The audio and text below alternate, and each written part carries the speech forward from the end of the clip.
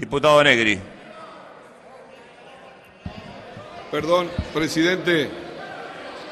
Silencio, diputado. Silencio, diputado de Marchi. Estamos con una sesión especial pedida por número reglamentario. Se va a proceder a la votación en el momento que corresponda. Presidente. Tiene uso de la palabra el diputado Negri.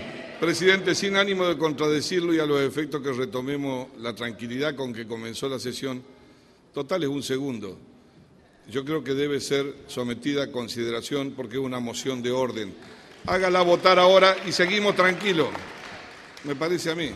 Creo que corresponde por el reglamento.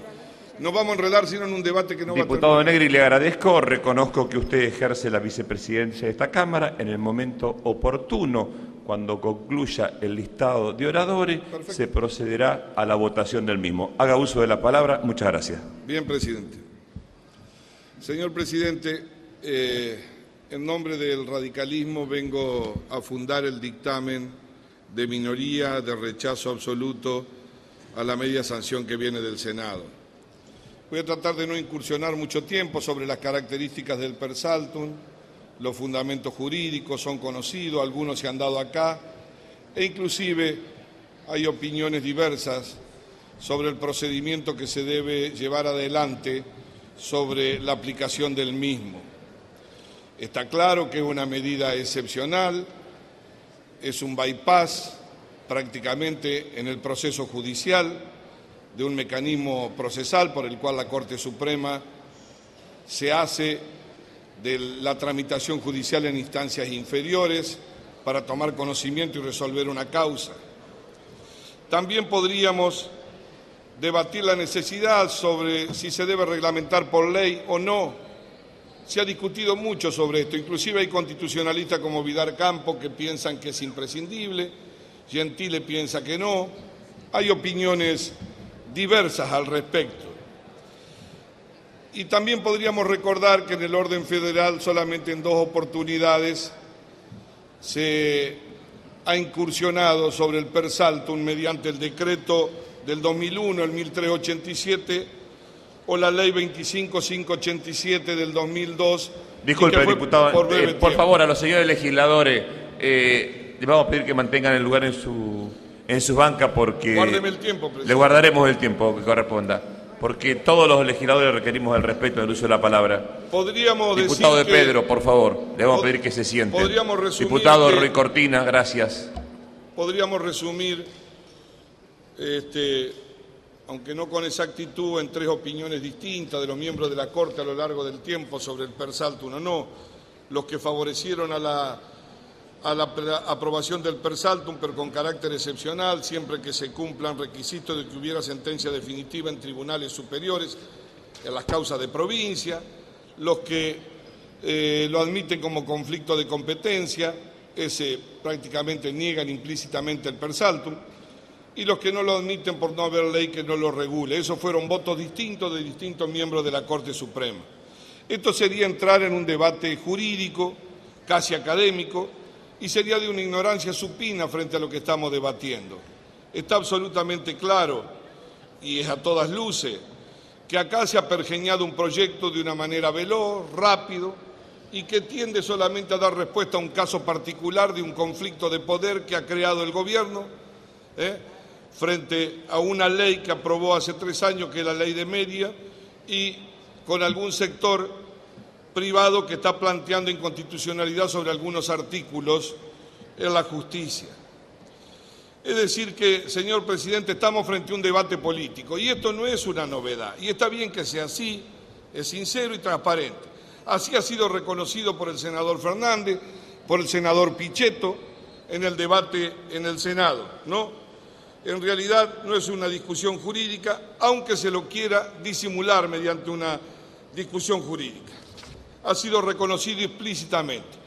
Tampoco creemos que estemos frente a un hecho de una gravedad institucional en los términos que la Corte ha definido, inclusive como requisito previo para abocarse en los casos que así lo ha hecho. Es más, estamos convencidos que es un eslabón de una larga cadena sistemática, persistente, de una conducta que ha tenido el gobierno desde la modificación del Consejo de la Magistratura, es decir, ir adecuando una política hacia el Poder Judicial y a las leyes que lo comprenden, que acompañen las necesidades del Poder Ejecutivo sin reparar si hay atropello o no a la Constitución. El tema concreto sobre el cual se obstina el Gobierno sobrepasa todos los límites que establece inclusive la ley en discusión, la ley de audiovisuales. Señor Presidente, mire, el Gobierno está apurando la aprobación de una ley y tiene nombre propio, aunque no lo quieran decir, pero así lo ha reconocido Pichetto, ha sido sincero, ¿no? Y que cree que va a resolver un estado de necesidad del poder que todavía no lo ha podido resolver por las vías naturales de la justicia. En nuestro criterio, el Gobierno se equivoca, está transitando peligrosamente las características del estado de excepción, como alguna vez lo dijo Agamben con mucha claridad. El concepto de necesidad ha sido utilizado por el Gobierno para crear su propia ley en las circunstancias cuando más lo necesita para resolver un problema de poder. Es decir, la necesidad del Gobierno y su empecinamiento está creando la propia transgresión a la Constitución y a la ley. Señores, nosotros miramos desde dos ángulos. ¿Qué se ha hecho con la aplicación mientras se sustancia lo judicial de la ley de medios que se aprobó hace 3 años? Y el segundo aspecto es la mirada sobre cómo se camina en paralelo la justicia. Me recordaba hoy un compañero de banca con razón de que en el empecinamiento que tuvieron al momento de la aprobación de la ley de medios, inclusive la dejaron antigua para los tiempos. Es una ley de medios que sustancialmente no incorpora la nueva manera de comunicación global que mueven a los pueblos, que mueven a las sociedades.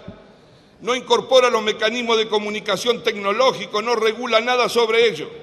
Es como que si la ley hubiese sido el resultado de una puja por la titularidad del patrimonio de los medios y no de la garantía de la pluralidad de voces legislando hacia el futuro y que dure por muchos años. El fundamento que tuvo el Gobierno, ¿cuál fue? Pluralidad de voces y evitar la conformación monopólica en los medios. Pero muchachos, se ha actuado con absoluta discrecionalidad. Mientras se discute en la justicia, la ley de medios establecía, según el artículo 156, que estaba condicionado a la ley de la dictadura, él dictaba reglamentos dispuestos por el artículo 56. El Gobierno, o sea, el ASCA, tenía 180 días para dictar normas técnicas. Nunca las dictó. Nadie se lo impidió.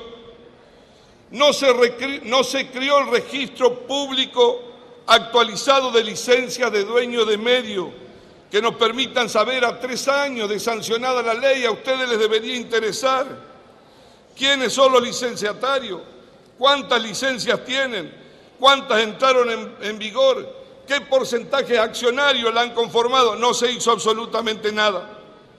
Hace un par de años el ASCA convocó un censo para saber quiénes son los dueños de los medios. Se debía publicar en Internet. Nunca se supo. Alguien dijo en una conferencia que eran 16.000 medios.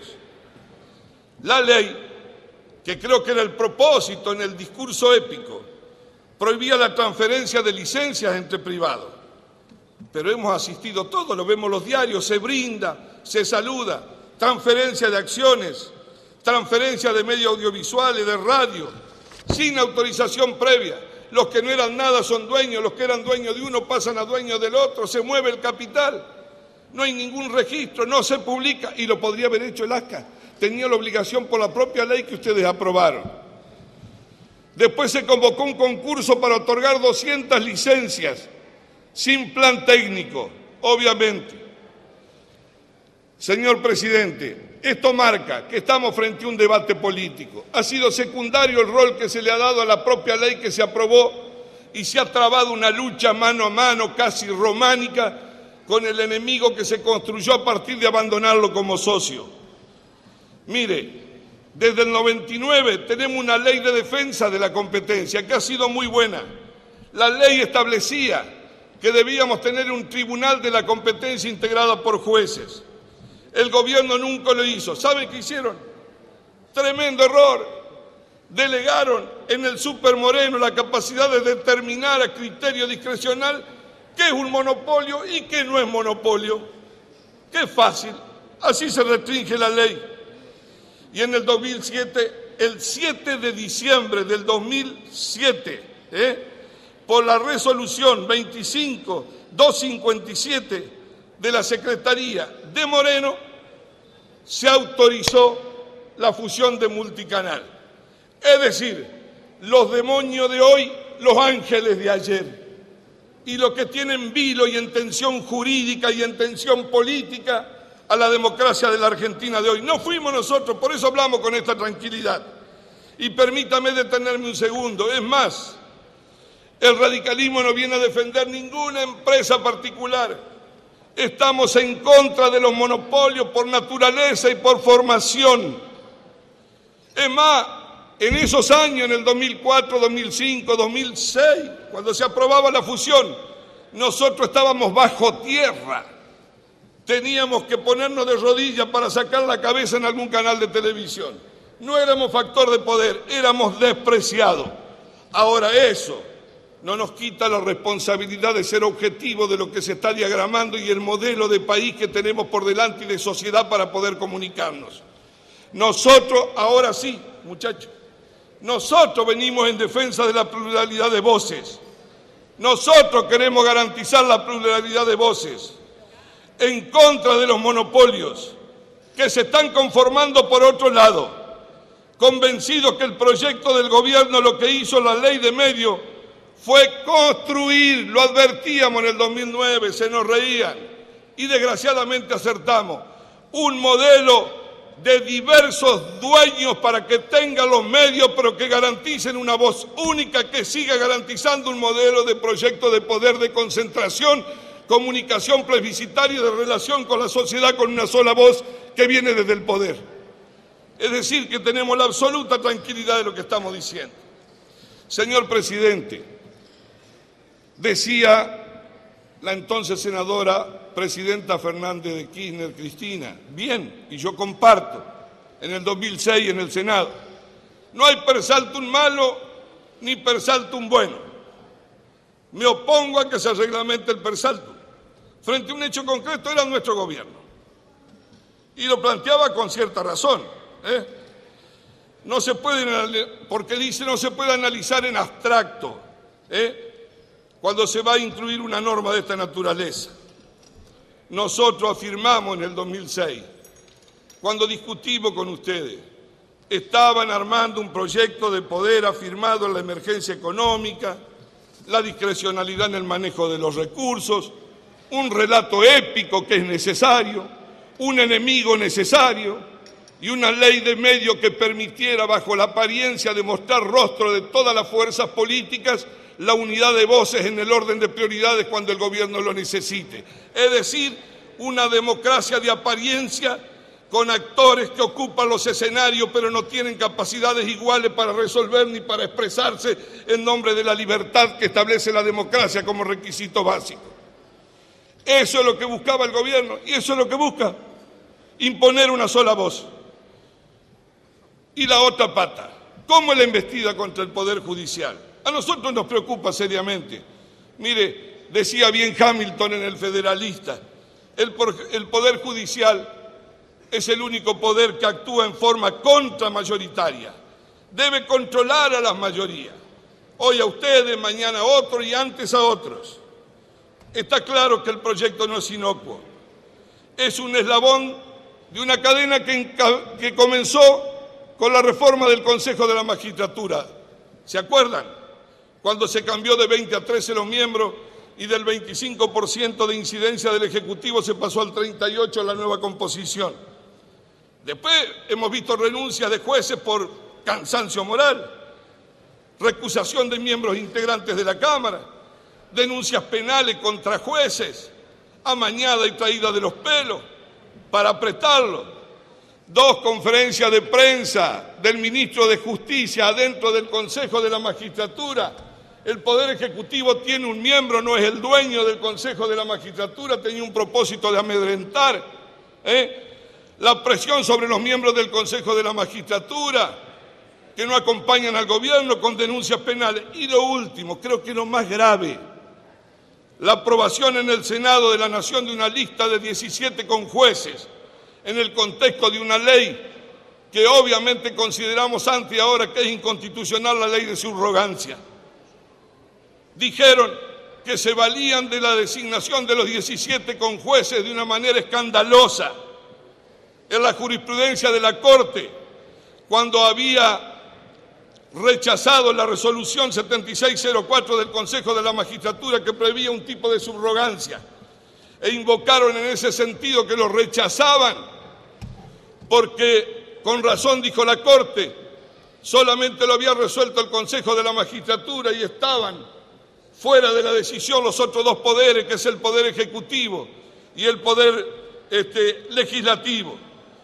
La Corte, cuando habla de conjueces subrogantes, dice: este régimen alternativo y excepcional requiere la necesaria intervención de los tres órganos.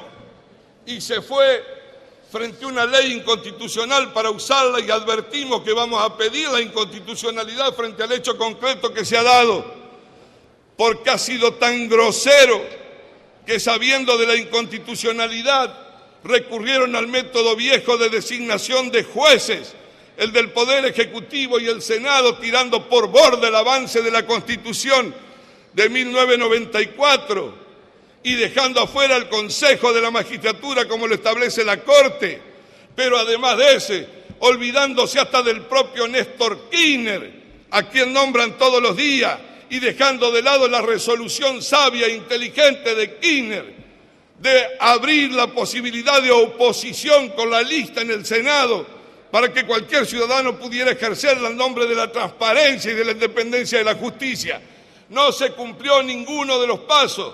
Los 17 jueces subrogantes manu militares tienen un destino, una Cámara donde se sustancia una situación legal y obviamente tiene un origen, amigos del poder, y eso deteriora la calidad de la democracia. Y lo que hoy le puede ser útil a ustedes será la condena mañana de los mismos cuando no estén en el gobierno. Eso no es democracia, eso es aplatamiento de la independencia de la justicia, que es el último resguardo que tienen los ciudadanos en la Argentina. No se convocó audiencia pública. Por eso, señor presidente, estamos en contra y estamos preocupados. Y quiero ir cerrando.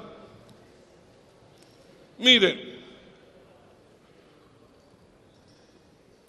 vocearon en todas las calles de la República la pluralidad de voces. Lo quiero decir desde la experiencia de nuestros errores. Es imposible ocultar lo que se busca. Es una pelea frenética por el dominio, por el patrimonio de los medios, al servicio de una coyuntura del poder. Hay que tener cuidado con eso. Esas experiencias no son eternas. El gobierno acertó mucho en muchas cosas, pero no está leyendo bien la realidad. Está perdiendo el rumbo. Desmerece a los que piensan distinto, los denosta. Cree que cuando hay una multitud de 1 millón de personas son hormigas que se escaparon de un hormiguero para picarle la pierna a alguien que estaba justo en el patio de la casa. No reconocen el pasado. Creen que la historia del país es un proceso que se construye cuando ellos llegan, que no es el resultado de un proceso de aciertos y de errores. Y lo digo respetuosamente, a mí me gusta leer mucho, debato y respeto a los intelectuales. Obviamente que la CLO está muy de moda y da vuelta y lo pasean, con honoris causa, que a lo mejor se lo merece, aunque yo no comparta por lo que escribe, y respeto. Pero la visión del populismo construida por la CLO en la interpretación de una Latinoamérica no es la que se vive hoy en la demanda de democracia con instituciones afirmadas para el ejercicio del derecho y la alternancia como desafío a los partidos de superarse a sí mismos.